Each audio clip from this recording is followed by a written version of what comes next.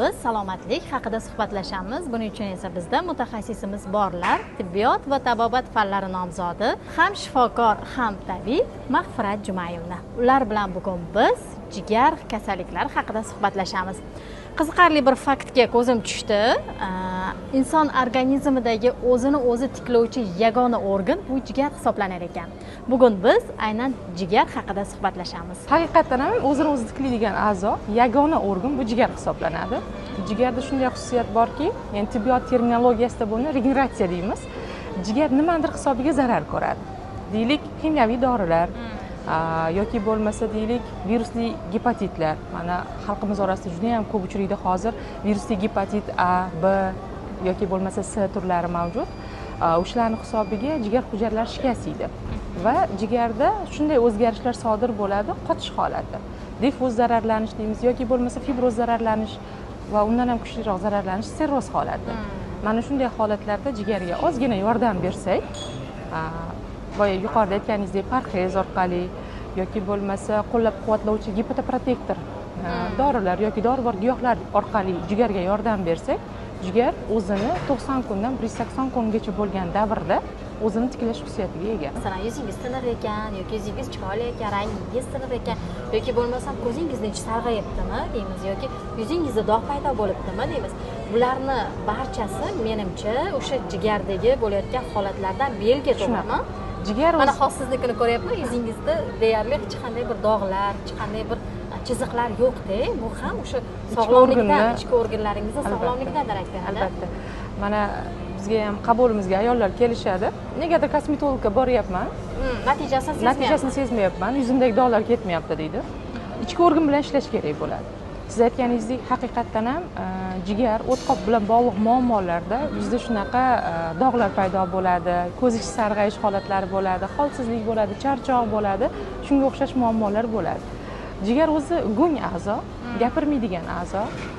Masalan, deylik, tishingiz og'risa, yugurasiz, shifoxonaga borasiz, stomatologga ko'rinasiz, tishingizni davolashga harakat qilasiz. Jigar og'riq bermaydi. Shuning uchun ham ko'pchilik insonlar vaqtni o'tkazib kelishadi qabulimizga. O'sha yuqorida aytgan belgilar namoyon bo'ldimi, albatta u jigar og'rish shart emas. Shunaqa belgilar namoyon bo'lishi bilan birinchi o'rinda shifokor qabuliga borish kerak.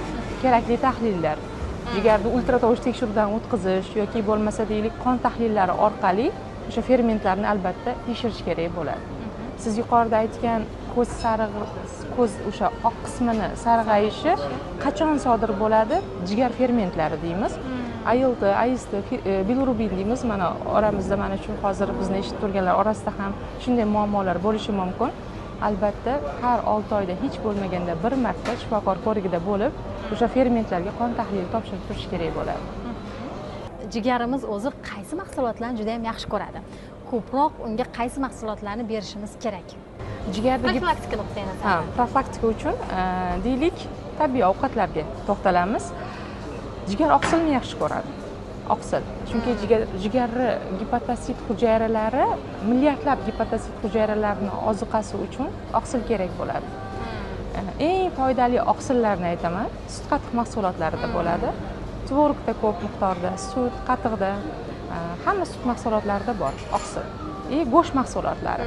Go'sht mahsulotlarining ichida jigar uchun eng foydalisi quyon go'shti hisoblanadi va baliq go'shti. O'sha butun dunyo olimlari izlanishlari bo'yicha aynan quyon go'shtidagi oqsil eng toza sifatli oqsil ekanligi isbotlangan va jigar uchun juda foydali. Undan tashqari yana sabzavotlar bor.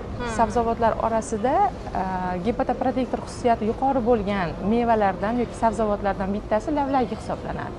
Faqat lavlagini kletchatkasi juda ham ko'p bo'lganligi sababli uni xom holatda iste'mol qilish taqiqlanadi. Bug'da pishgan, dimlangan holatda ko'proq iste'mol qilsa, o'sha jigarni hujayralarini rag'batlantiradi. Va qonda nafaqat u jigarni filtr qiladi, balkim gemoglobin miqdorini ham oshirishga yordam beradi. Trombositlar sonini yaxshilaydi. Chunki jigar kasalliklarida trombositlar tushib ketadi. Albatta tushib ketadi. Shuning uchun mana terida xuddiki go'yoki birov urgandaqa terida har xil ko'karish holatlari sodir bo'ladi. Tadoqda o'zgarish bo'lganning hisobiga trombosit tushib ketib qoladi.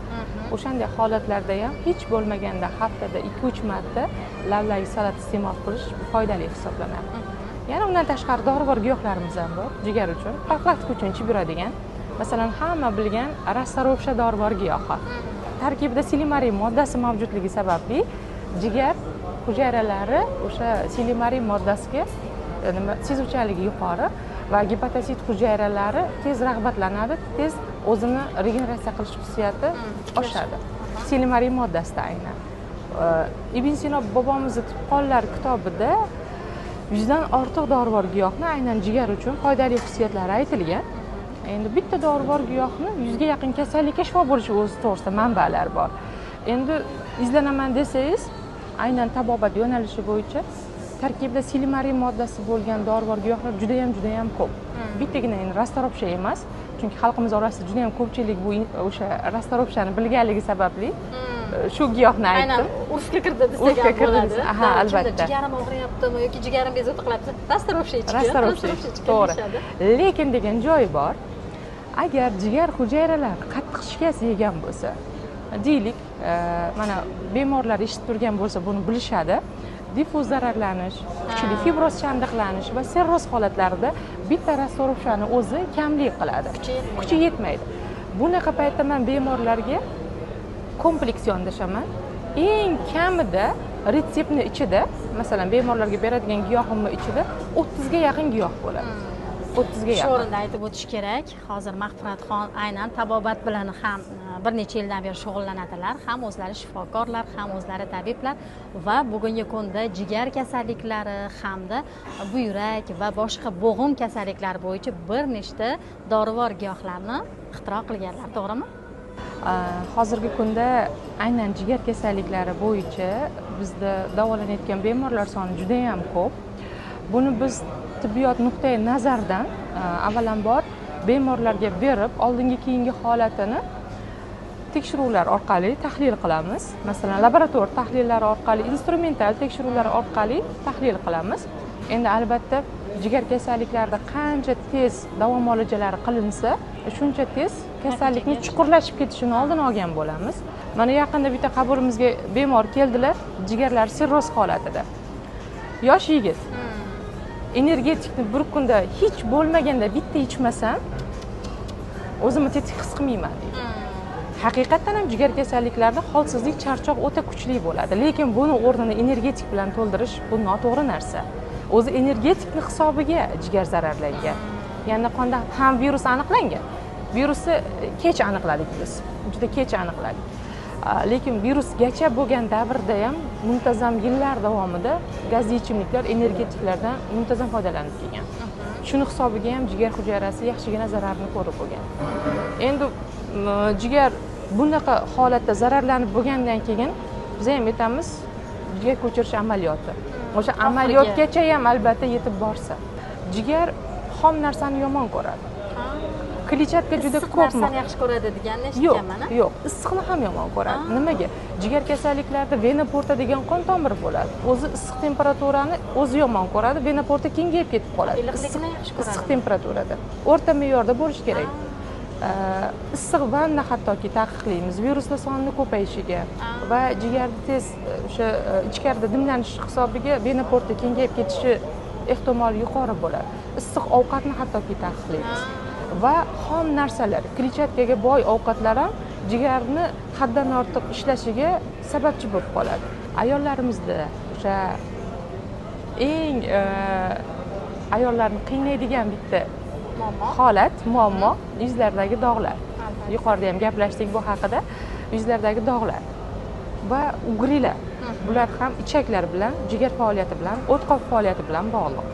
Shuning uchun shu ichki organlarga ahamiyatli bo'lish kerak. Kosmetologga siz qancha pul sarflamang, ichki organlarni tartibga sola olmas ekansiz, bu muammodan qutula olmaysiz. Bekorga kosmetologga ko'plab pullaringizni sarflashingiz mumkin. Shunaqa. Mahfurat, sizga kattakon rahmat. Siz bilan xayrlashmaymiz. Kelasi dasturlarda sizni yana kutib qolamiz va albatta ayollarimiz hamda erkaklarimiz va farzandlarimiz salomatliklari uchun kerak bo'ladigan tavsiyalarni birgalikda beramiz. Dasturimizda sizni xush ko'rdik. Rahmat foydali ma'lumotlar uchun. Rahmat.